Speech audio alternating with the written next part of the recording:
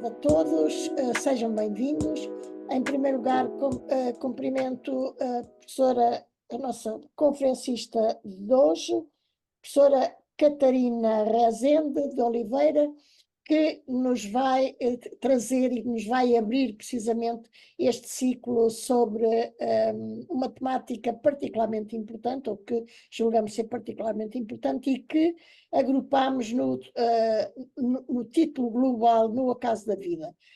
Este ciclo, repito, é particularmente importante, penso eu, porque hoje assiste-se em todo o mundo a um aumento enorme da longevidade humana.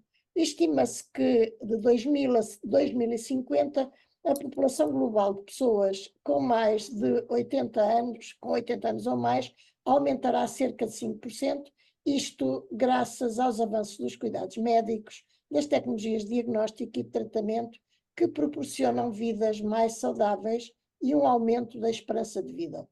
Estes números pronunciam um conjunto enorme de desafios de saúde, sociais e económicos nas próximas décadas.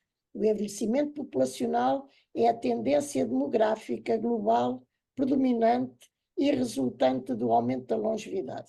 Por outro lado, a concomitante descida da natalidade aponta para uma perspectiva de despovoamento generalizado e perda de força de trabalho ativa. O decréscimo da natalidade nos países desenvolvidos e um pouco já também nos países em desenvolvimento, e a mobilidade no mundo global têm vindo a alterar a estrutura populacional e familiar, ao que não é alheia a migração dos jovens para os grandes centros ou para outros países, comprometendo o acesso aos cuidados de saúde, ao alojamento e à segurança financeira dos idosos. O envelhecimento está muitas vezes associado à solidão, doença, fragilidade e dependência. Em literatura clínica, a fragilidade consiste num estado de vulnerabilidade associado em regra ao aumento de riscos de estado de saúde adversos, de doenças crónicas, de multimorbilidade, de redução da atividade física e insuficiente apoio social. A fragilidade pode também estar associada ao isolamento, resultante da redução das interações sociais e familiares, casos que têm vindo a ser matéria de numerosos estudos e têm demonstrado a natureza multidimensional da fragilidade e da sua complexidade, bem como a relação com a idade, a saúde e a dependência.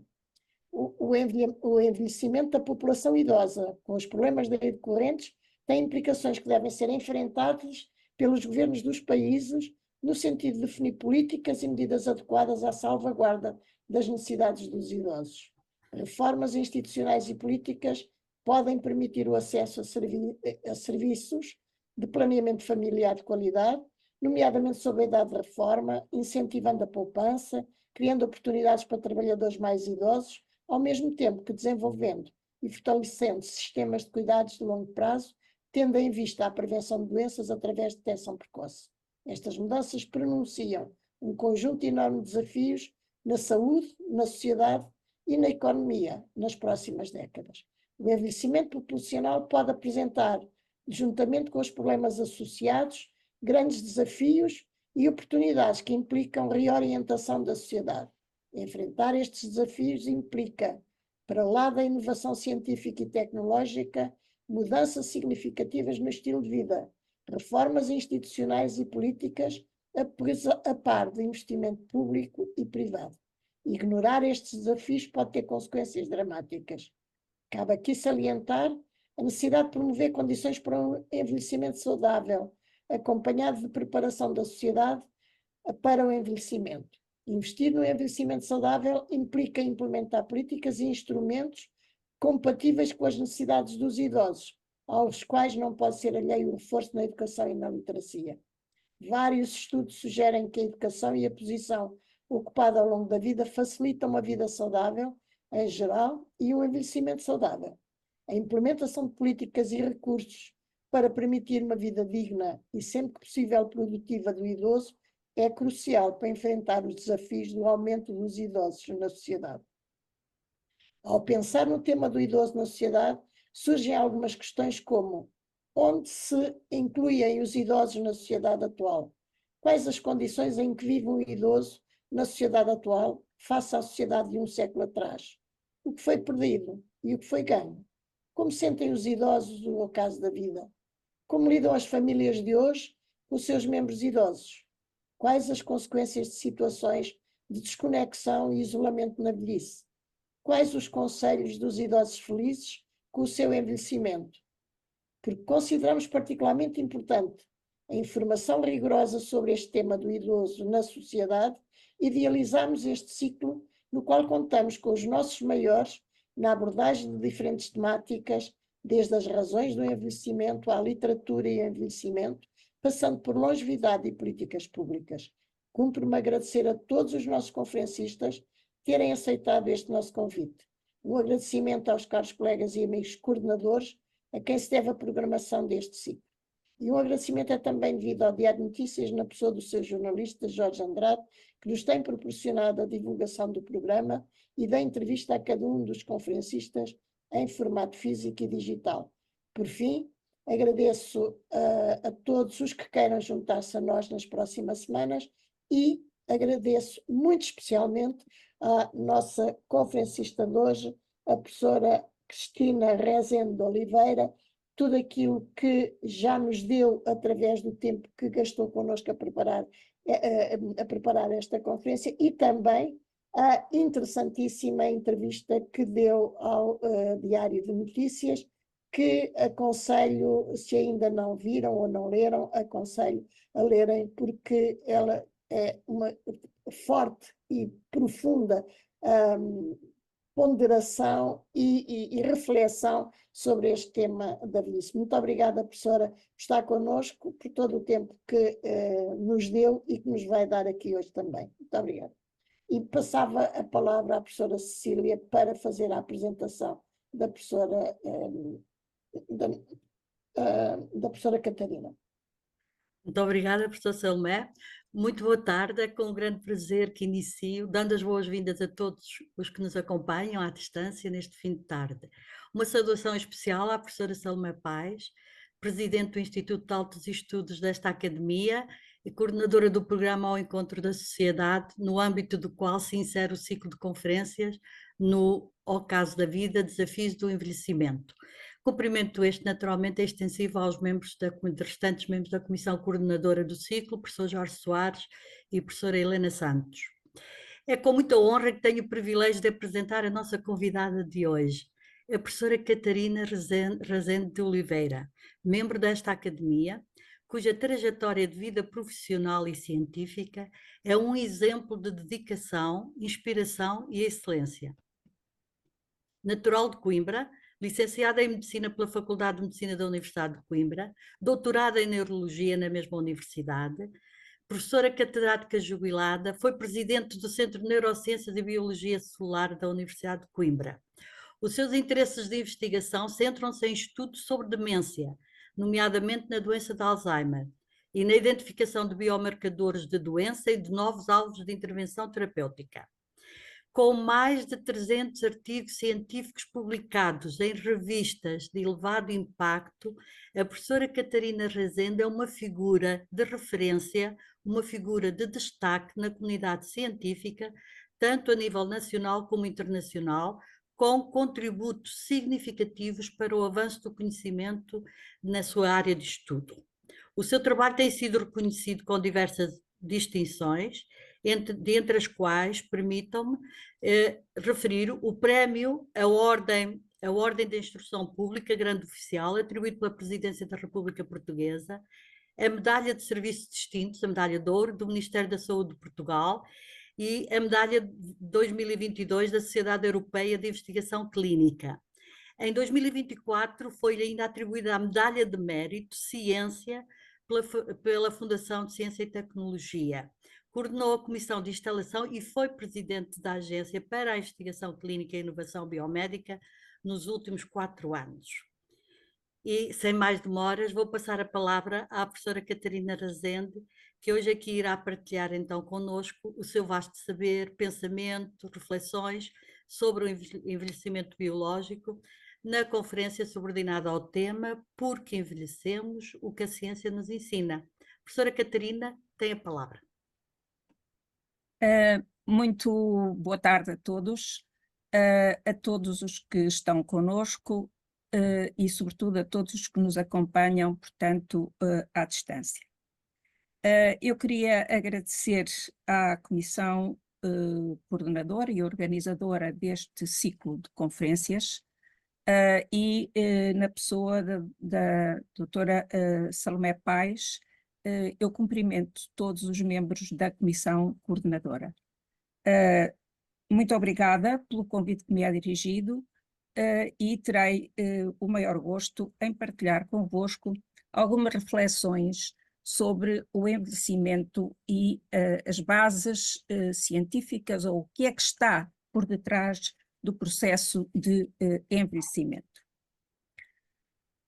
Assim, nesta minha abordagem, ou nesta minha, portanto, viagem através do envelhecimento, eu focarei 4 pontos principais. O envelhecimento, a sua definição e importância da investigação desta área, os mecanismos celulares e moleculares de envelhecimento. Depois falarei um pouco sobre o envelhecimento como fator de risco para as doenças neurodegenerativas, uma vez que é a minha área de interesse, e focarei algumas estratégias de intervenção para que seja promovido um envelhecimento ativo e saudável. Procurando uma definição de envelhecimento, eu recorri a esta, de Harman, de 1981, que de facto nos diz que o envelhecimento é um processo que decorre com uma acumulação progressiva de alterações que estão, no fundo, associadas ou que são responsáveis por um aumento da suscetibilidade à doença e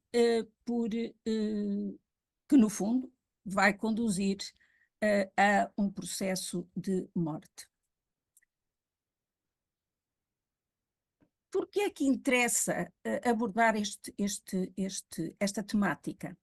E por que é que interessa abordar esta temática, portanto, entre nós, concretamente no nosso país?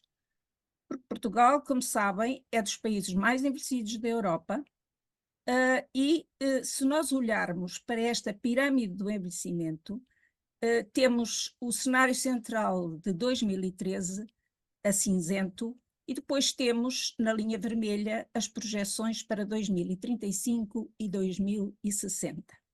O que de facto nos mostra que há um crescente aumento da população envelhecida com mais de 65 anos e, por outro lado, sobretudo, um aumento dessa população com o estreitamento da base desta pirâmide, portanto, com o estreitamento do número de indivíduos jovens.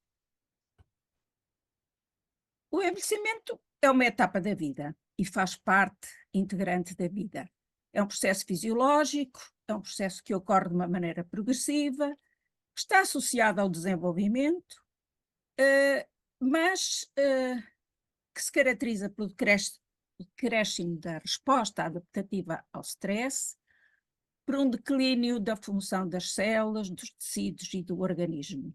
Ou seja, por mais românticos que nós queiramos ser, o envelhecimento está associado a um declínio, portanto, a um decréscimo da funcionalidade. O que é que nós desejamos ou desejaríamos nos anos vindouros? A nossa ambição será não vamos conseguir, portanto, reverter o envelhecimento, embora isso seja um desejo do homem desde a antiguidade, o desejo da eterna juventude, mas o que neste momento se pretende é que nós sejamos capazes de promover um envelhecimento ativo e saudável, mantendo, portanto, a qualidade de vida muito mais tempo, e em vez de termos este declínio progressivo que aqui está sinalizado a azul, conseguirmos mudar, portanto, o declive e a forma desta mesma linha para a linha que temos sinalizada a vermelho. E, portanto, é de todo o interesse nós olharmos o envelhecimento de um ponto de vista biológico, de um ponto de vista científico, e vermos, no fundo, ou procurarmos compreender de que modo, porque é que envelhecemos, de que modo, portanto, envelhecemos e como conseguiremos, num futuro, alterar este trajeto. Porque envelhecemos é uma questão que se coloca sempre que abordamos esta temática, e há vários fatores que são determinantes do envelhecimento. Há fatores genéticos, há fatores ambientais e há acontecimentos, digamos, que surgem devidos, de certo modo, ao acaso, portanto, são estocásticos. É evidente que os fatores de natureza genética nós não os conseguimos, portanto, alterar, mas há aqui uma área grande onde nós conseguimos, de certo, no fundo, intervir de uma maneira que pode ser proveitosa. E são precisamente estes fatores ambientais, uma vez que são fatores que são perfeitamente controláveis ou modificáveis. Portanto, o envelhecimento é um processo multifatorial que resulta da combinação da ação destes vários fatores e quando nós olhamos o envelhecimento, nós temos, peço desculpa, porque há aqui assim o ruído de um telefone.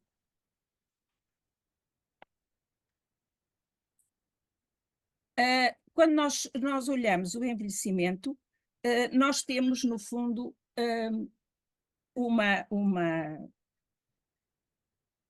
tratamos, no fundo, de uma capacidade de adaptação, de uma capacidade de homeostasia que está alinhada com a nossa vivência no planeta Terra.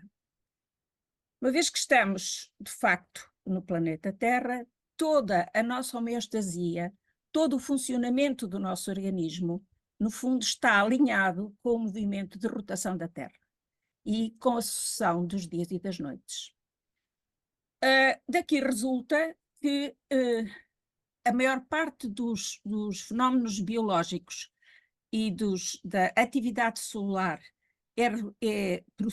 prossegue ou processa-se em ciclos de 24 horas e o estímulo principal para esta mesma regulação, a chamada regulação circadiana, é a luz solar, embora não seja exclusivo, mas é o estímulo maior. E esse estímulo maior, que aqui vemos, portanto, neste nosso diagrama, essa luz solar vai estimular, evidentemente, o globo ocular, a retina, vai, no fundo, pelas feixes retino-hipotalâmicos até ao hipotálamo, que é uma área cerebral, e estimulando aquele núcleo supranuclear do hipotálamo, vai, no fundo, regular, através daí, vários outros relógios biológicos, o que vai condicionar o nosso comportamento, o que vai, no fundo, também influenciar o sono, a fisiologia dos vários órgãos e daí resultará uma homeostasia com uma importância grande na manutenção dos nossos comportamentos. É interessante nós, portanto, termos a noção de que o nosso organismo funciona como se fosse um conjunto de relógios estes que estão sincronizados, ou que são sincronizados por um relógio master central, que nós temos a nível do hipotálamo, nesse núcleo supranuclear hipotalâmico, e esse relógio master, digamos, sincroniza o funcionamento de todos os outros relógios que estão ao longo do nosso organismo, nos diferentes órgãos, como é óbvio. Esses relógios são, de um ponto de vista molecular, são relativamente complexos, como vemos aqui assim no lado, portanto, direito desta nossa projeção, e implicam a ativação de genes, os chamados genes relógio, e esses genes relógio, por sua vez, ativam a transcrição, a translação de proteínas que, no fundo, vão, e fatores que vão, no fundo, autorregular a própria transcrição desses genes relógio master, digamos.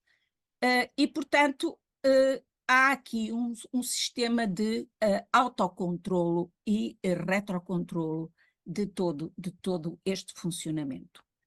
E é evidente que do funcionamento harmónico destes relógios vai resultar, digamos, aquilo que se chama as vias relógio controladas ou reguladas. Uma adequada neurogênese, um adequado desenvolvimento cortical, uma neurotransmissão adequada, uma homeostasia sináptica também adequada, um controlo da inflamação, o metabolismo neuronal, a função mitocondrial, a regulação do ciclo redox, o controle do stress oxidativo, a permeabilidade da barreira hematoencefálica, todos estes processos vão estar regulados e a funcionar de uma maneira adequada. E digamos que temos 3 grandes tecidos, ou 3 grandes órgãos, onde estes relógios são dominantes. Portanto, temos o cérebro, temos o coração, temos o fígado. Portanto, são órgãos com um metabolismo muito particular e com uma função também determinante a nível do nosso organismo. É evidente que este ritmo circadiano sofre alterações com a idade. E se nós olharmos de novo para este slide, nós vemos que desde a infância até a uma fase tardia da vida, o que é que nós vamos observando? Vamos observando que este ritmo circadiano, a amplitude do ritmo circadiano vai decrescendo e, de certo modo, há um desfazamento, uma alteração da fase em que ocorrem os picos principais desse ritmo circadiano. Aqui estão representados a uma cor mais escura, um azul mais escuro, a temperatura corporal, que é regulada, como nós sabemos, com máximos durante o dia e com mínimos, portanto, durante a noite. A secreção de melatonina, que é uma hormona que é segregada pela pineal, a glândula pineal a nível do cerebral e que tem uma importância grande na regulação do sono. E, por exemplo, a secreção de cortisol, que é muito mais notória, aqui está a vermelho, na linha a vermelho, em horas, portanto, tem picos em horas mais diurnas, digamos, de maior atividade. Ora bem, quando nós procuramos, neste contexto, encarar o envelhecimento, deparamos-nos com um processo biológico, que é um processo biológico multifatorial, que é complexo e que tem de ser abordado, ou é suscetível de ser abordado, a vários níveis. Ou seja, desde o nível molecular, ao nível do organelo, da célula, do órgão, do tecido e do organismo como um todo. Tentando aqui criar alguma ordem na maneira como se abordam estas questões, este trabalho recente identifica os marcadores biológicos do envelhecimento e organiza-os, digamos, em 3 grandes grupos ou 3 grandes áreas. Os marcadores primários, ou seja, os marcadores que, no fundo, estão relacionados com a causa da alteração que nós vamos observar ao longo da idade e que têm a ver, por exemplo, com a instabilidade do genoma, com o encurtamento dos telómeros ao longo da idade, com as alterações epigenéticas que vão ocorrendo e com a perda da proteostase e com a alteração funcional da autofagia. Estes dois processos extremamente importantes, responsáveis pela manutenção da qualidade das proteínas a nível celular, e que, como veremos mais adiante, são dois processos para os quais, relativamente aos quais é possível, de certo modo, manipular, do ponto de vista biológico e funcional, e, portanto, serão dois processos de intervenção quando nós procuramos intervenções anti-envelhecimento. Depois temos aquilo que chamaram o conjunto de alterações a que se chamou antagonísticas e que, no fundo, correspondem um pouco à maneira como os organelos, à maneira como reagimos a estas alterações primárias, e temos os sensores dos nutrientes e a sua importância nestes processos, temos a alteração da função da mitocôndria, temos a senescência celular com a libertação das moléculas, do conjunto de moléculas que constituem o chamado fenótipo secretor senescente. E depois aspectos mais integrativos, a exaustão das células-mãe, das stem cells, a alteração da comunicação intercelular, um processo inflamatório crónico que está sempre subjacente a este processo de envelhecimento e, mais recentemente, a disbiose. Olhando aqueles dois mecanismos que são mais suscetíveis, digamos, de serem manipulados, se assim podemos dizer, temos então a alteração da proteostase e da autofagia, intimamente relacionadas com este processo de envelhecimento. E, portanto, o que é que acontece? Durante o metabolismo celular são produzidos os chamados produtos de desgaste, e é evidente que as nossas células têm mecanismos para remoção desses mesmos produtos que, ao não serem convenientemente removidos, se vão acumulando e vão dar origem a uma alteração da função celular. Portanto, vai haver consequências funcionais do compromisso entre a formação dos produtos e a remoção dos mesmos. E então é este desvio deste equilíbrio para um estado em que de facto há acumulação destes produtos não removidos que vai dar origem a algumas das alterações e das consequências funcionais que nós temos aqui na parte inferior, portanto, deste slide, em que vemos que a perda da proteostase leva à agregação das proteínas, dos peptídeos nascentes, à formação de corpos de inclusão de proteínas mal conformadas e, portanto, vai acarretar a uma disfunção, portanto, da célula. O compromisso da macroautofagia traduz-se essencialmente pela acumulação no interior das células de organelos disfuncionais, nomeadamente das mitocôndria, portanto, disfuncionais. Só muito rapidamente, este controle de qualidade das proteínas da célula, portanto, a proteostase, há dois grandes mecanismos, uma proteostase dependente do sistema da ubiquitina proteasoma e uma proteostase, ou uma controle da qualidade de proteínas que envolve a autofagia e o lisossoma.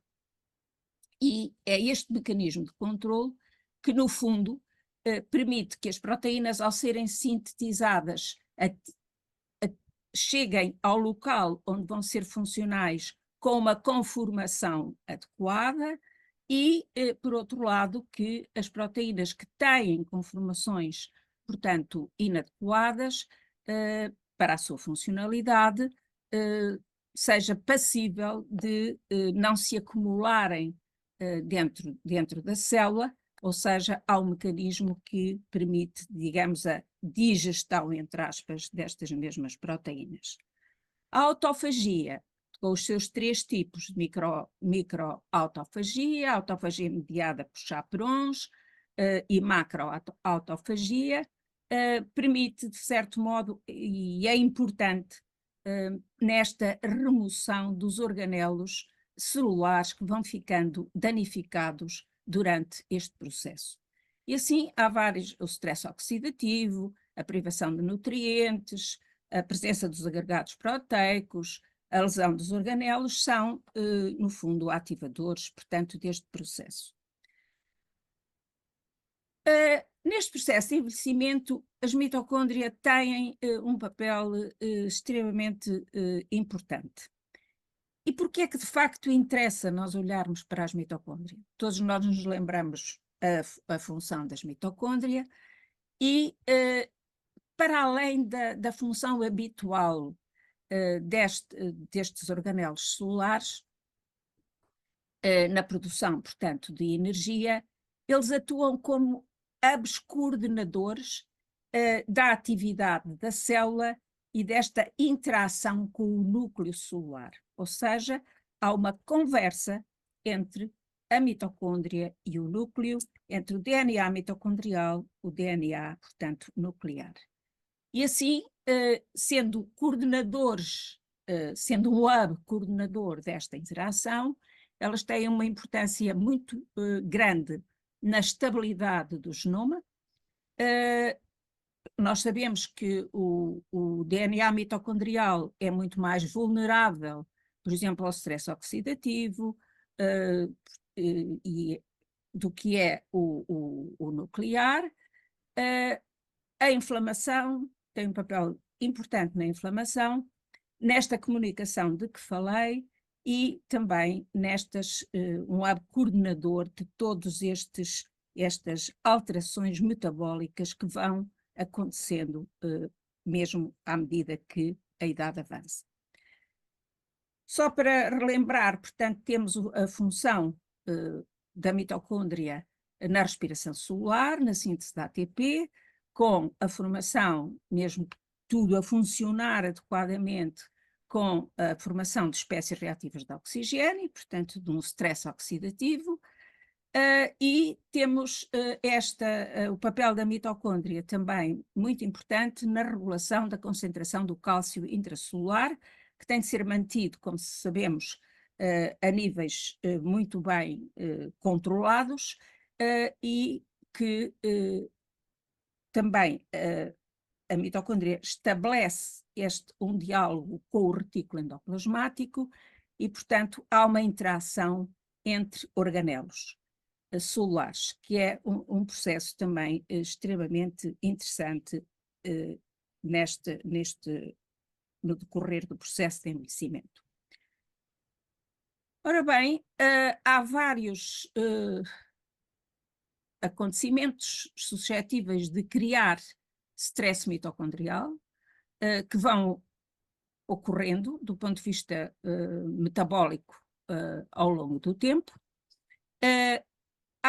Portanto, estes mecanismos podem levar e levam à produção de espécies reativas de oxigênio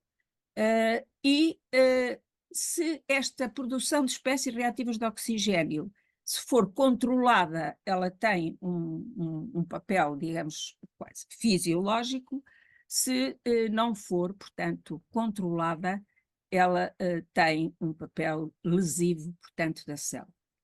Portanto, se for um stress oxidativo, digamos, controlado, há a promoção da formação de enzimas antioxidantes, das proteínas de choque térmico, há, portanto, todos estes processos que, no fundo, permitem a manutenção da qualidade da célula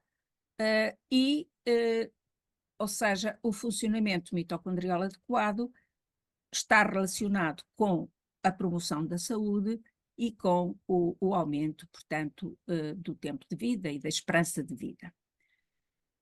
Se houver uma exposição excessiva ou uma produção excessiva de espécies reativas de oxigênio, há, portanto, todo um processamento lesivo com o aumento da fissão mitocondrial, com um aumento grande da mitofagia e, portanto, há um compromisso, portanto, da saúde e da esperança de vida. É este aspecto funcional da mitocôndria como um promotor da sobrevivência celular ou um promotor da morte, portanto, este poder decisivo que a mitocôndria tem, que a torna tão importante nestes processos. As mitocôndrias têm uma dinâmica, a dinâmica das mitocôndrias depende deste equilíbrio entre fusão e fissão mitocondrial. Vêm aqui assim, portanto, no caso concreto, se pensarmos no cérebro, estes processos são extremamente importantes, uma vez que a manutenção da saúde mitocondrial é extremamente importante para as várias funcionalidades das vários tipos celulares que constituem, portanto, o tecido nervoso. Inerente a este processo de envelhecimento está aquilo a que se chama inflammaging. Inflammaging não é mais do que um processo inflamatório crónico mantido que está precisamente relacionado com a morte celular, com a lesão dos organelos celulares, com a libertação desses conteúdos e necessariamente com a formação das espécies reativas de oxigênio de que falámos, uma alteração da concentração do cálcio intracelular, e todos estes processos, no seu conjunto, levam à ativação do processo inflamatório e, de certo modo, vão, digamos, promover a disfunção, portanto, mitocondrial. O envelhecimento, este processo inflamatório e o envelhecimento, sobretudo o envelhecimento, portanto, a nível do cérebro, está subjacente a este processo, essa neuroinflamação, que aqui vemos, portanto, representada, em que as células senescentes vão, no fundo, libertar, portanto, os seus conteúdos. Há uma ativação da resposta, portanto, imunológica, e há todo este processo neuroinflamatório que está, no fundo, subjacente a este processo de envelhecimento e de envelhecimento cerebral. Estes vários processos e estas várias alterações de funcionalidade a nível celular e a nível dos organelos celulares que vai ocorrendo durante o envelhecimento, altera a funcionalidade da chamada barreira hematoencefálica. Essa barreira hematoencefálica, que penso que todos conhecerão e se recordarão, permite, de certo modo, uma independência ou uma proteção, digamos, da funcionalidade do cérebro relativamente ao sangue, mas tem uma permeabilidade seletiva, mas durante o envelhecimento e em resultado da formação de espécies reativas de oxigênio, da libertação do conteúdo molecular deste chamado fenótipo secretor senescente, leva a uma alteração da permeabilidade dessa barreira, e essa alteração da permeabilidade da barreira, no fundo, torna o cérebro muito mais vulnerável e, sobretudo, muito mais vulnerável às alterações do meio, do resto, digamos, do organismo relativamente à atividade cerebral.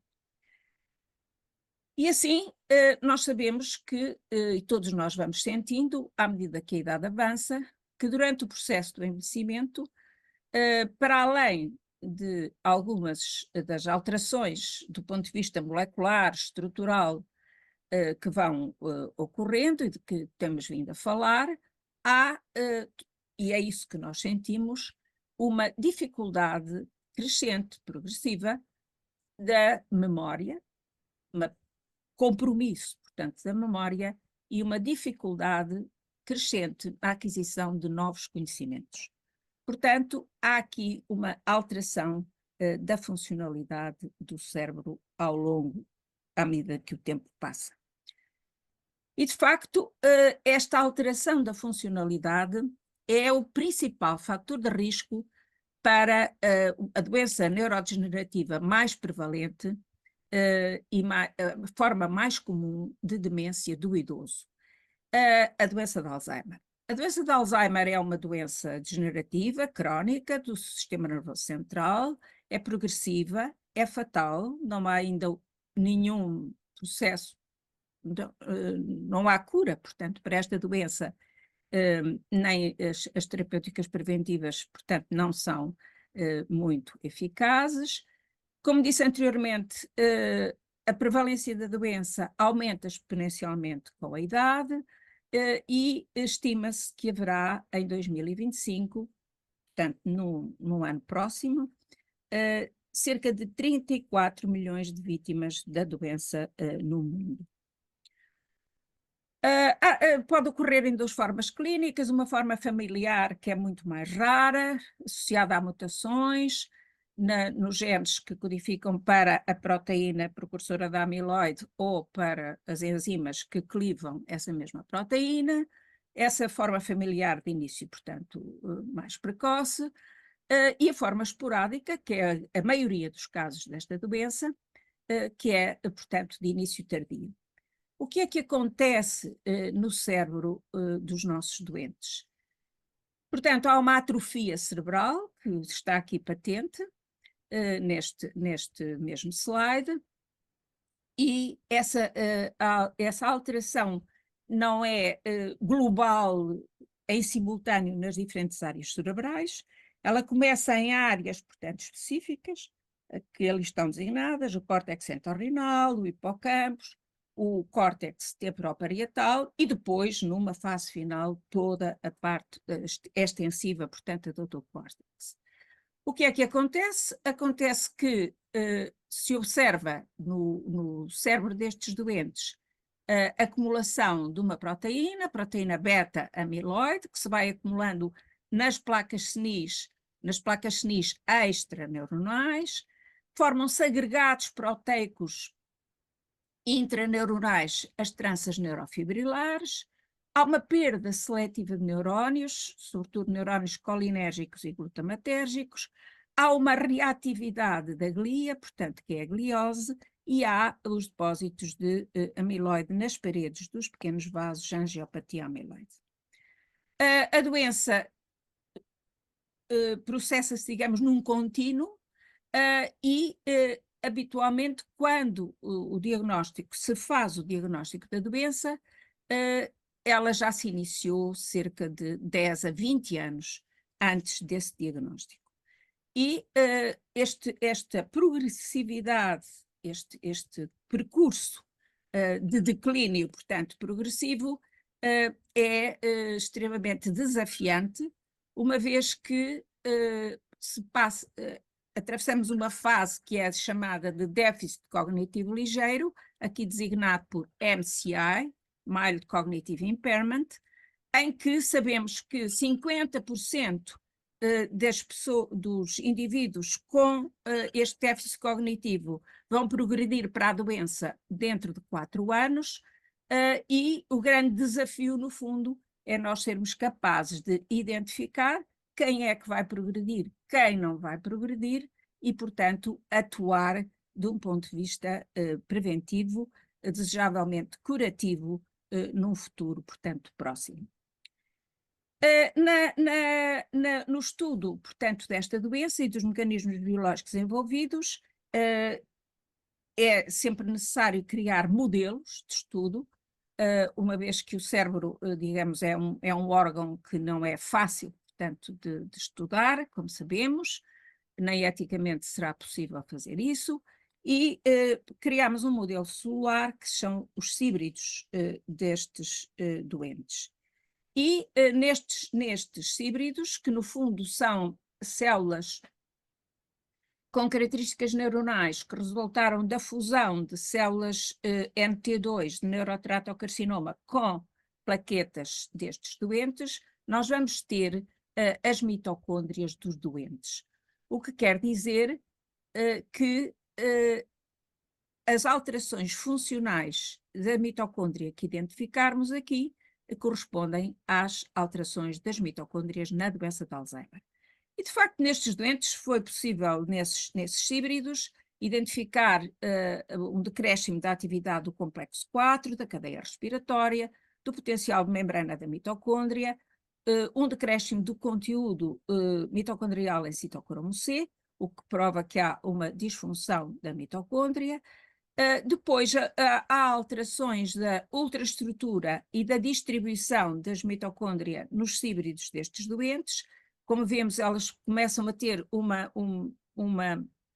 distribuição perinuclear, há o aumento da proteína A-beta na mitocôndria e há, portanto, essa alteração da interconectividade mitocondrial.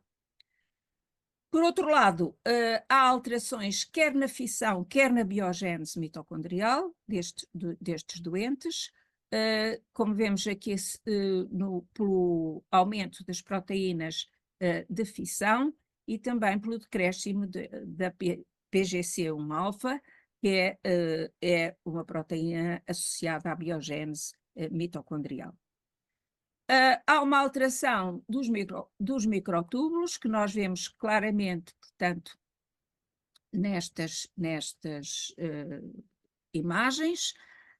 Há um decréscimo da tubulina acetilada nestes doentes, e há um decréscimo marcado do fluxo autofágico. Portanto, há um compromisso da autofagia. Por outro lado, há também nestes híbridos uma alteração, um stress do retículo endoplasmático. O que se vê também neste slide, se olharmos para a parte rodeada, portanto, a vermelho, que tem as alterações que ocorrem nos híbridos dos doentes de Alzheimer, vemos que nestes híbridos, portanto, nestas células, há efetivamente um aumento desta proteína GRP78, que é característica marcadora do stress de retículo endoplasmático, há um aumento da atividade da caspase 3 e, como vemos em baixo, há uma diminuição há um aumento do número das células apoptóticas. Portanto, aqui podemos comparar aquelas 3 barras que estão no círculo vermelho, o efeito da proteína beta-amiloide, a beta-140, e nas outras 2 barras temos o efeito de agentes indutores de stress do retículo endoplasmático, que são usados, portanto, como termo comparativo, quer nos controlos, quer nos doentes de Alzheimer. É interessante verificar que vamos para lá dos neurónios e vamos encontrar marcadores de stress de retículo, como veem ali os níveis de proteína GRP78 e nos vasos sanguíneos cerebrais, portanto, aqui de um modelo triplo transgénico para a doença de Alzheimer.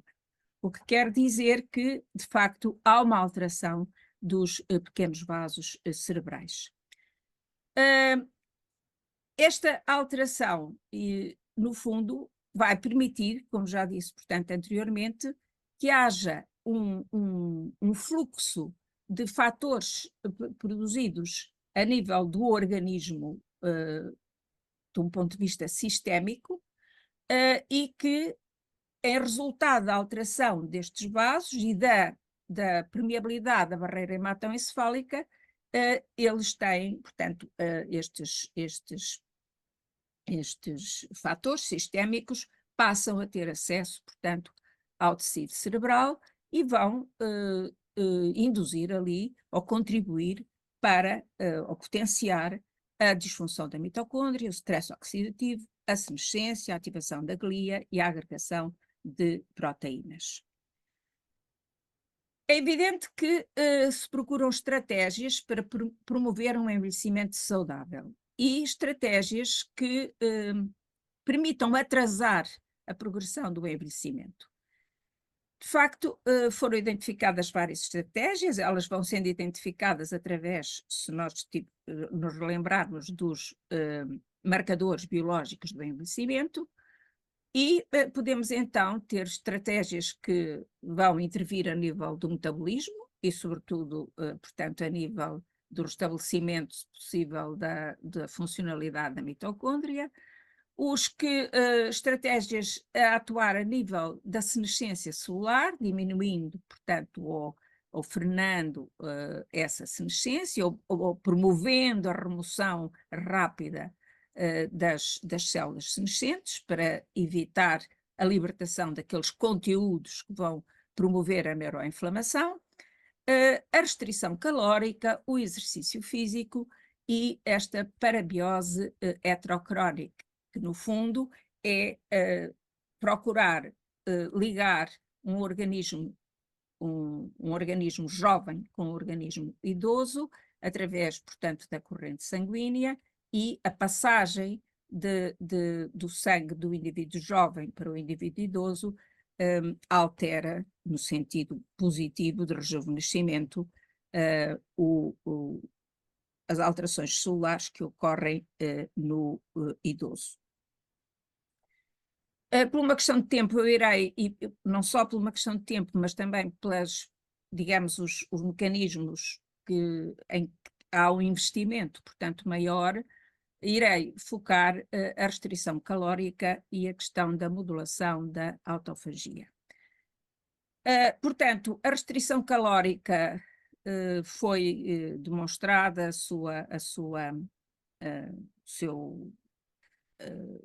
ser um fator, portanto, positivo para a promoção de um envelhecimento saudável.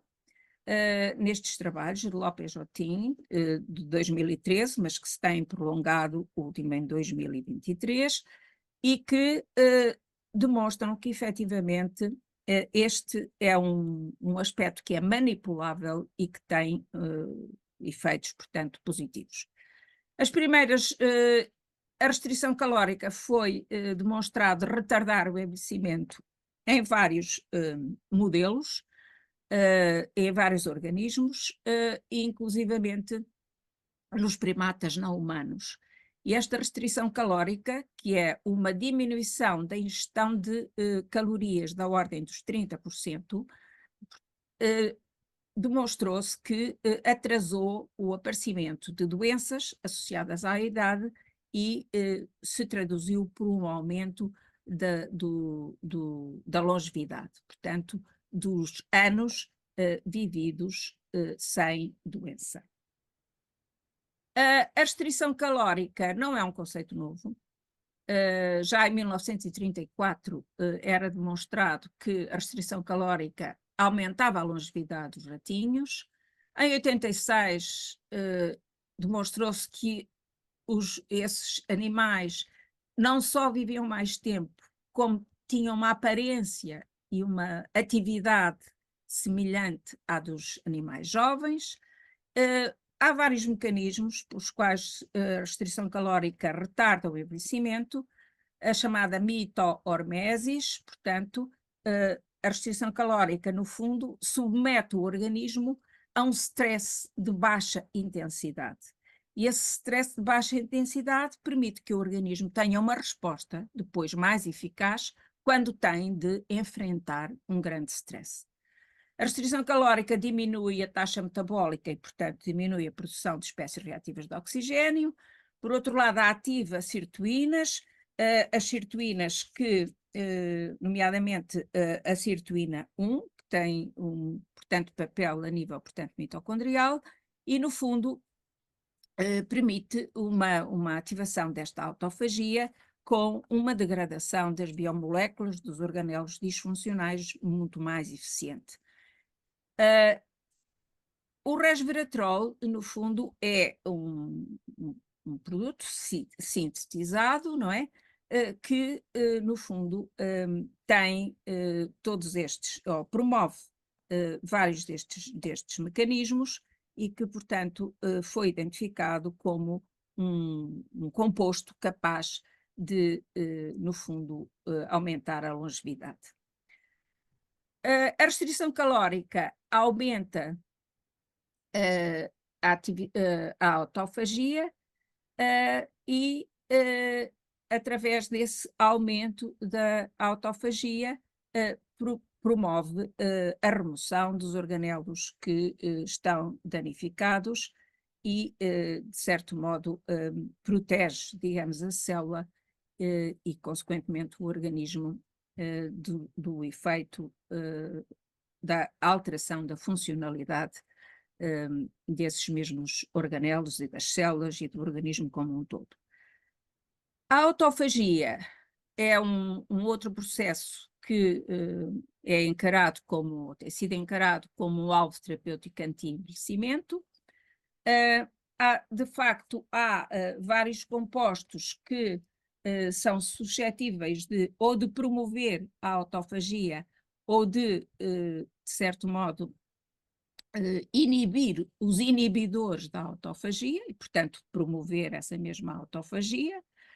Temos aqui, assim, portanto, alguns desses mesmos compostos e a metformina, a berberina, vários deles, a rapamicina, a restrição calórica, como já disse, o resveratrol, como já disse, promotor das sirtuínas, e, portanto, essa promoção da autofagia tem um aspecto positivo, uma vez que permite remover de uma maneira eficiente os produtos de desgaste, ou digamos o lixo, se me permitem, o lixo, portanto, celular resultante da atividade metabólica.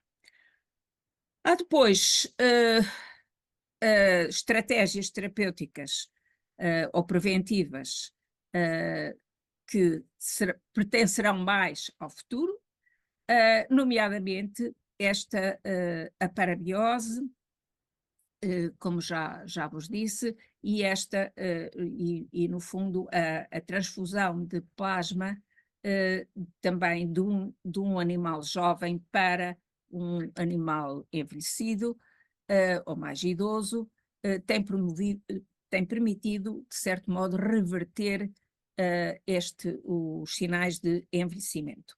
É evidente que estes processos ocorrem, portanto, a nível experimental. Há, de facto, experiências com roedores, portanto, já mamíferos, e que demonstram que, efetivamente, há efeitos positivos a vários níveis, que, no fundo, traduzem um rejuvenescimento cerebral e uma promoção, por exemplo, da neurogênese, da remodulação vascular, efeitos positivos na aprendizagem e na memória, uma diminuição daquele nível inflamatório que está subjacente ao processo de envelhecimento, mas ainda há, como é óbvio, muitas dúvidas e ao prosseguir, portanto, destes estudos. Mas são, digamos, promissores os resultados e podemos encará-los num futuro. Portanto, há várias intervenções que permitem aumentar a longevidade. Aqui assim estão desmembrados, digamos, os fatores, os marcadores biológicos do envelhecimento e as várias potenciais alvos, alguns já uma realidade, alvos terapêuticos ou de anti-envelhecimento. E, portanto, o envelhecimento da população é uma realidade, como já foi dito pela professora Salomé, é talvez uma grande vitória, penso eu, e no fundo é o resultado também de uma maior cultura, de uma maior literacia, e também dos cuidados de saúde que efetivamente permitem que a pessoa viva mais anos, e não só mais anos, mas viva melhores anos. Portanto, numa perspectiva pessoal, eu encaro, mas podemos questionar-nos sobre isso, será uma história de sucesso, poderá ser encarado como uma ameaça para o futuro da sociedade. Podemos também estar a chegar, e isso põe-se em causa, e há um artigo recente da Nature que precisamente analisa isso, podemos estar a chegar ao máximo, digamos, da esperança de vida potencial.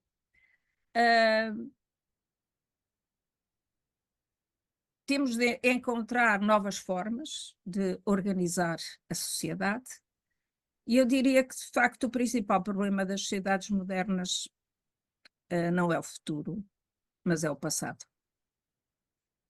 E com isto, obrigada pela vossa atenção. Obrigada.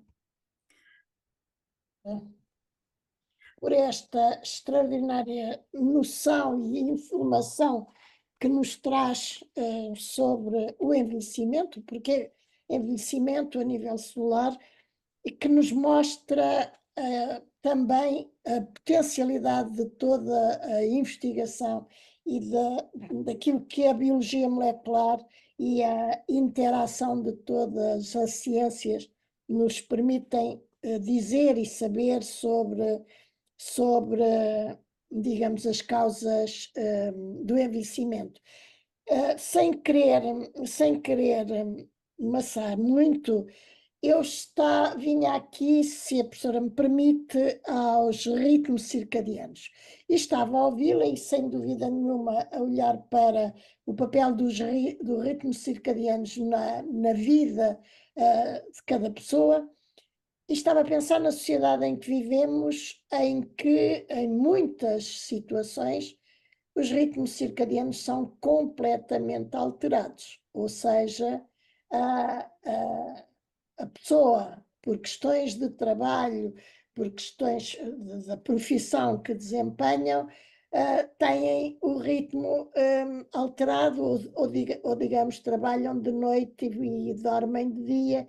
E em que medida é que estes novos, antigamente pelo menos, de dia era para trabalhar, à noite era para dormir, mas assistimos agora a um sem número de empregos e de profissões que exigem uma alteração desses ritmos. Em que medida é que a professora acha que esta alteração dos ritmos circadianos para aqueles que são obrigados a isso, pode vir a ter influência decisiva na diminuição da longevidade nestas pessoas que têm essas profissões? Muito obrigada pela questão.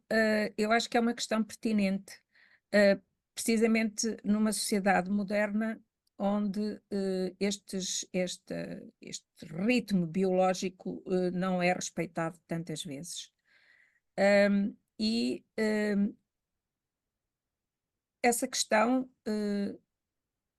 levanta-nos ou leva-nos a outras reflexões, nomeadamente ao cuidado que as próprias entidades empregadoras, que o Estado, que a sociedade como um todo deve ter em relação a esta muitas vezes inversão destes ritmos biológicos. Por exemplo, as profissões em que há uma exposição à luz artificial permanente, e há pessoas que trabalham sob essas condições, extremamente prejudicial para a saúde, sob o ponto de vista de inversão dos ritmos normais de funcionamento, portanto, celular. Depois, por exemplo, outro aspecto que é importante é mesmo na educação e na educação dos jovens de hoje em dia, a questão da estimulação permanente durante o sono ou durante o período que deveria ser de sono. Por exemplo, o facto de se dormir com um telemóvel no quarto acaba por ser um motivo de estimulação permanente, porque muitas vezes não desligam o telemóvel e continuam, portanto, numa atividade absolutamente irregular. Por exemplo, os jogadores de vários jogos, não é? Póquer, vários jogos, portanto, online, os jogadores profissionais que jogam muitas vezes durante a noite, têm alterações destes ritmos circadianos e alterações, portanto, do ponto de vista metabólico. Estes são aspectos que são muito importantes, que poderão e levam e levarão seguramente a uma alteração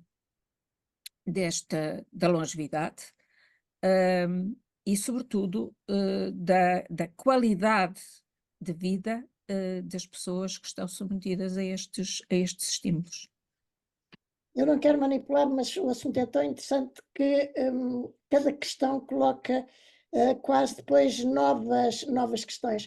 Ou digamos, estamos perante conhecimento científico extraordinário que nos permite prolongar, digamos assim, a longevidade, mas em contrapartida temos situações que estão a trazer-nos retrogradamente para a diminuição da longevidade e da qualidade de vida. Onde é que poderemos encontrar, digamos assim, um fator de equilíbrio? Será por um aumento e uma consciencialização muito grande e muito forte da sociedade, para que, enfim, tudo aquilo que se conhece que faz mal possa ser entendido, possa ser eliminado, nunca será eliminado, mas pelo menos entendido.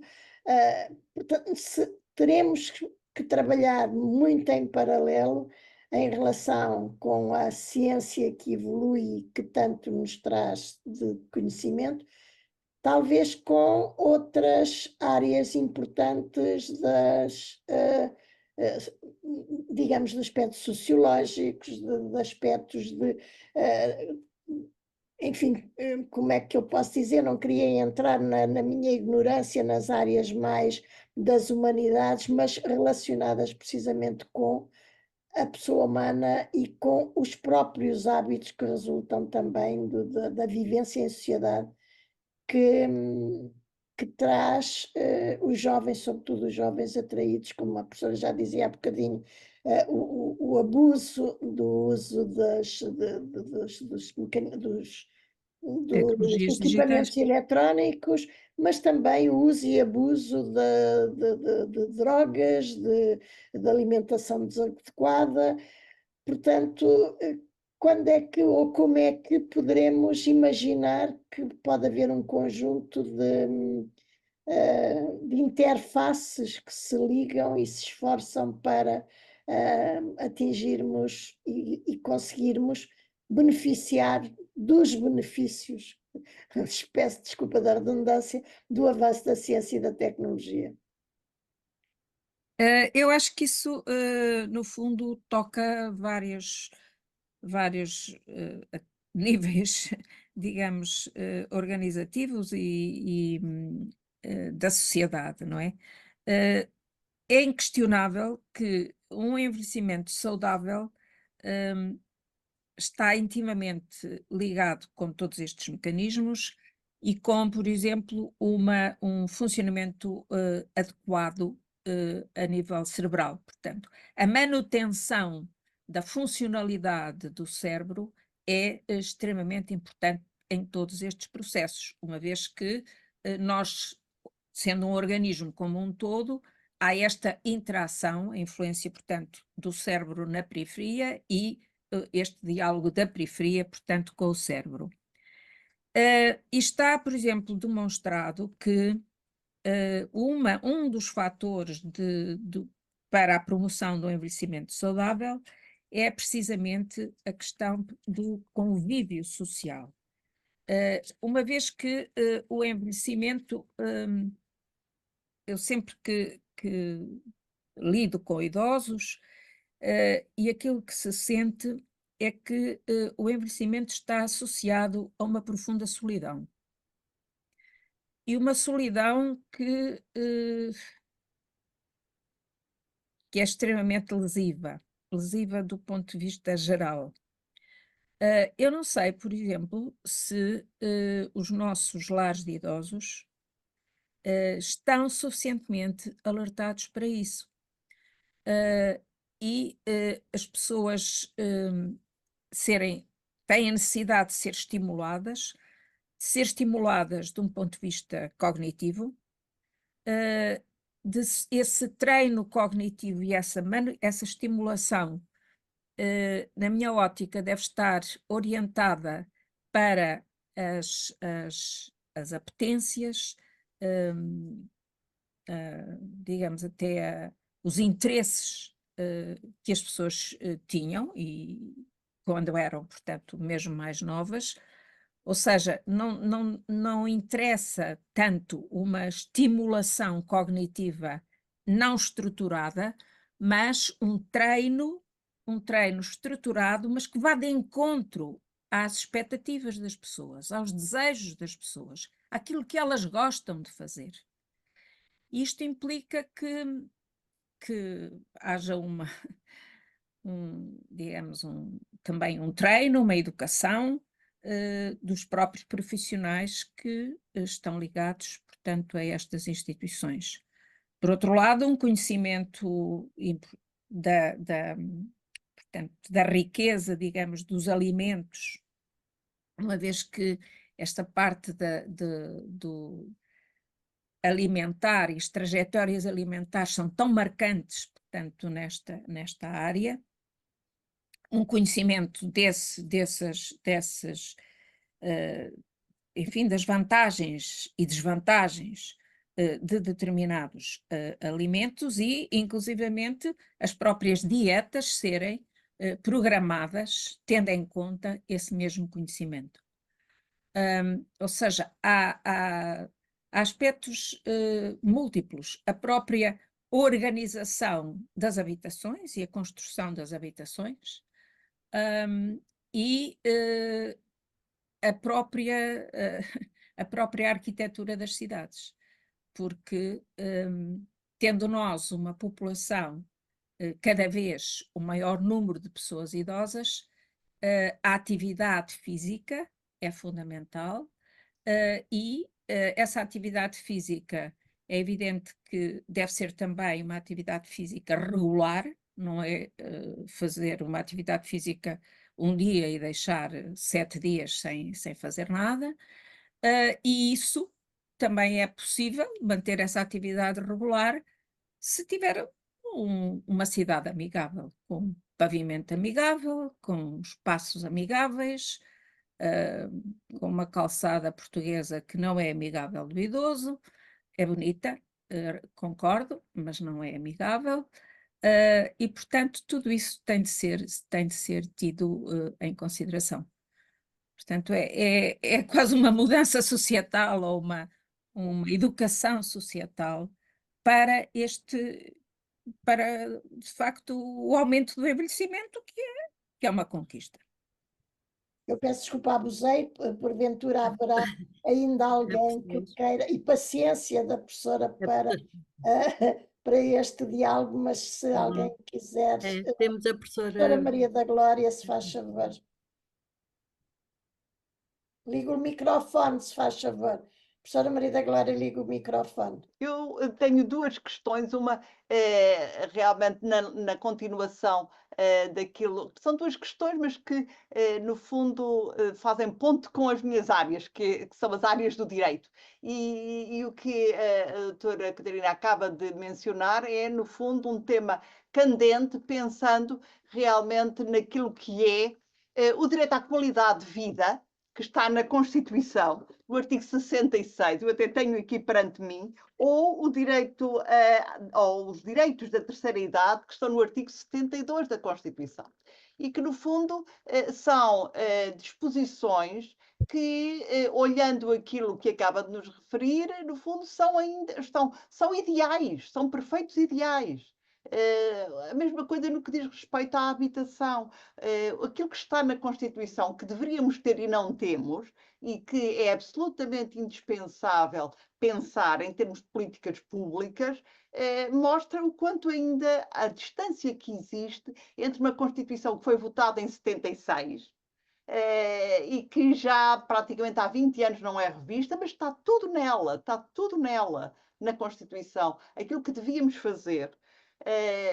E a questão é realmente, quer dizer, o que é que se pode fazer, tendo em conta o que a senhora acaba de aqui nos mencionar, mas que pelos vistos, em termos, vá lá, gerais, já era percepcionado pela sociedade em geral, porque senão não estava na Constituição há tanto tempo, e a exigir realmente concretização. Eu estava a falar no pavimento das cidades, a calçada portuguesa, é claro, mas eu também penso nas casas, nas habitações sem elevador. E são muitas aquelas que existem em Lisboa que têm as pessoas de idade prisioneiras dentro de casa. Prisioneiras, verdadeiras, são prisões. A casa é uma prisão. E realmente a solidão, no fundo, não é uma solidão imposta pela cidade. Porque quando as casas foram feitas sem pensar que a pessoa podia ter uma longevidade tão grande. Portanto, a questão é realmente mais ao nível das políticas públicas, o que é que pode ser feito em termos de pontes entre os que têm o poder de alterar e de definir as políticas, alterar a nossa forma de vida e de definir políticas públicas, e aquilo que é o conjunto de dados cada vez mais recentes dos cientistas, e nomeadamente dos neurocientistas, como a doutora, que no fundo nos vêm mostrar à sociedade que alguma coisa vai mal. Porque não se pode continuar a falar em Constituição em qualidade de vida e depois não a ter no dia a dia. Portanto, esta era uma questão: o que é que podemos fazer em termos de políticas públicas que concretizem a Constituição e vão ao encontro daquilo que são as novidades da ciência nestas áreas. A segunda questão era uma questão que tem a ver com Okinawa, e que a cidade do Japão, que diz que tem o maior índice de longevidade. E a pergunta que coloco é só esta: a longevidade que existe em Okinawa é uma longevidade com qualidade de vida, ou é uma longevidade, vá lá, como a nossa, que nem sempre podemos dizer que é acompanhada de qualidade de vida? E o que é que existe em Okinawa que faz com que a longevidade seja tão grande? Se me permitisse, só aqui fazia uma ponto com a questão que a professora Maria Glória Garcia estava a colocar, que era exatamente também colocar a situação de Portugal. Nós temos cerca, tanto quanto é do meu conhecimento, cerca de 3.000, são as lições dos centenários. E temos em Portugal, neste momento, 3.000. Professora Glória, no Japão temos esse grupo, mas cá em Portugal também temos um bom grupo, é dos países onde temos grupos maioritários de centenários com qualidade de vida. No total são 3.000, não lhe sei dizer todos que têm, mas conheço alguns com qualidade de vida, que vão até aos 102, 103. E por isso eu cruzava a minha questão com a da professora Maria Glória, que é que estudos é que estão feitos de compreensão, que lições é que temos destes centenários com qualidade de vida, sejam do Japão, talvez comparar ambientes, seja cá mesmo em Portugal. Se a professora Catarina tem conhecimento de projetos, aqui há uns anos atrás falava-se muito, mesmo cá em Portugal, no lançamento de projetos com centenários, para compararmos com, mesmo geneticamente, principalmente na parte genética, para compararmos com os outros grupos, a nível, nomeadamente do grupo do Japão que a professora Glória referia. Desculpe, foi só para cruzar, para complementar. Certo. Uhum.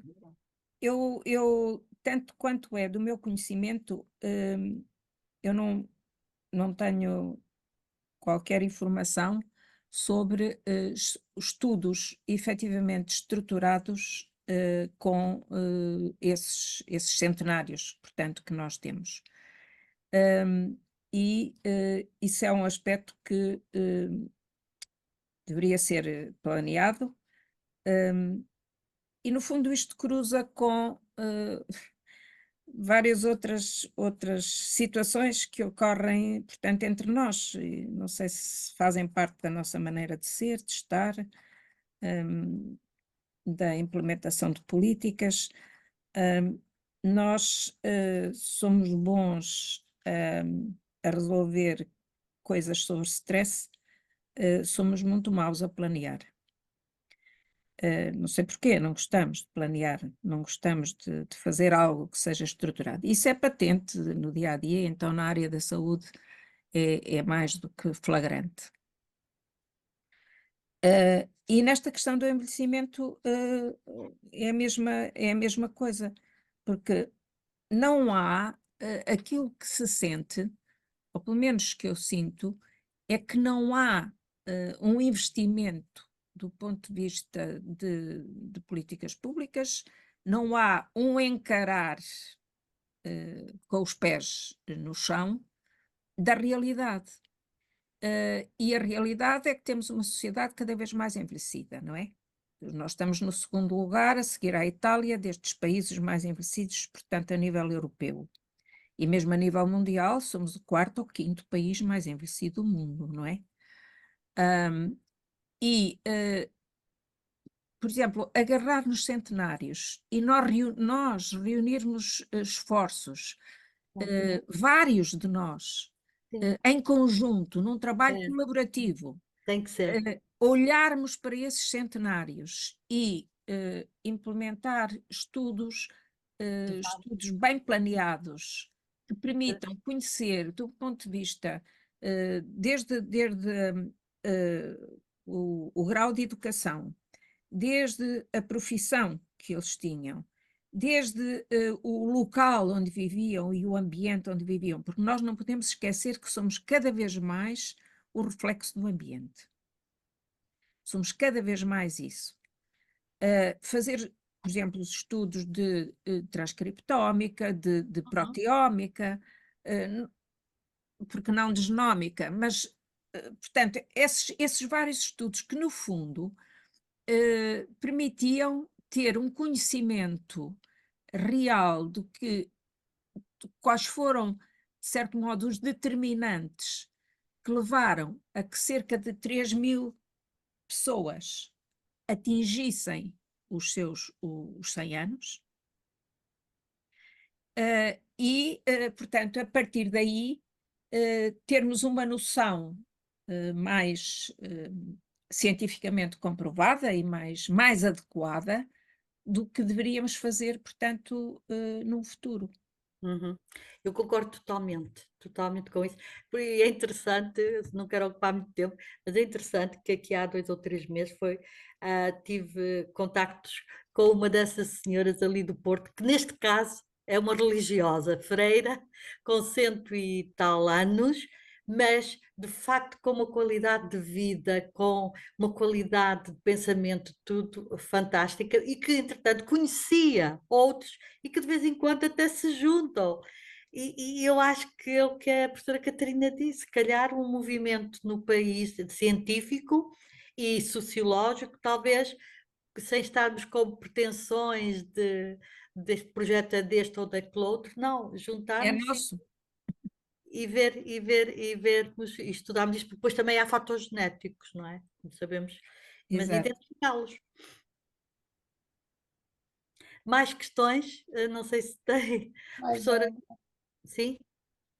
Mais? Eu não estou a ver, professora, não tens nem mão não? física nem mão eletrónica, de maneira que penso que já cansamos a pessoa demasiado com estas notas. E eu acho que ficaríamos aqui depois indo para cada um das áreas, Sim, que sim. todas elas confluem, digamos assim, neste problema da longevidade e longevidade com qualidade. Mas eu penso também que, de facto, deveríamos incentivar, como também já foi dito, a discussão entre os diferentes saberes, porque é um processo demasiado complexo e eu diria, porventura, conhecemos muito mais e sabemos muito mais do ponto de vista científico do que sabemos de todas as outras vertentes que confluem para um envelhecimento de qualidade. Penso eu, não sei, mas isto pode ser a minha ignorância, mas acho que é absolutamente multifacetado este problema do envelhecimento. Professora, mais uma vez agradeço todo aquilo que nos trouxe, a riqueza da sua informação e dizia que continuamos no próximo dia 20 com uma Do conferência que vai versar ou com o título Como está a envelhecer a sociedade. E, portanto, convido a todos, que alguns também já, porventura, por avançado da hora, já não estão connosco, mas cá continuaremos e convido a todos de novo a estarem connosco para aprendermos mais e também podermos dialogar mais com os nossos maiores e colocar as nossas preocupações, apreensões e ignorância a propósito da matéria.